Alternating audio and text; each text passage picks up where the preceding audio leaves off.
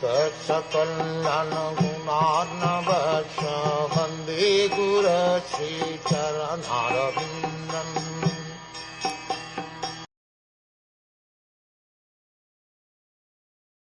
All the sages said, "Dear Dhruv, O son of King Uttanpad, may the Supreme Personality of Godhead known as Shargadhanvar, who relieves the distresses of his devotees, kill all your threatening enemies. The holy name of the Lord is as powerful as the Lord himself.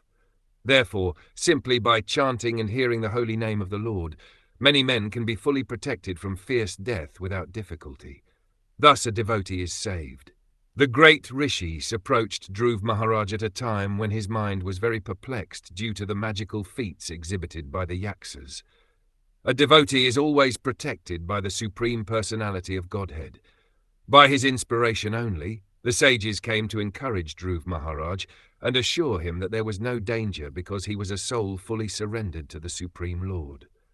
By the grace of the Lord, if a devotee at the time of death can simply chant his holy name, Hare Krishna, Krishna Krishna, Hare Hare, Hare Rama, Rama Rama, Hare Hare. Simply by chanting this Mahamantra, he immediately surpasses the great ocean of the material sky and enters the spiritual sky. He never has to come back for repetition of birth and death. Simply by chanting the holy name of the Lord, one can surpass the ocean of death, so Dhruv Maharaj was certainly able to surpass the illusory magical feats of the Yaksas, which for the time being disturbed his mind.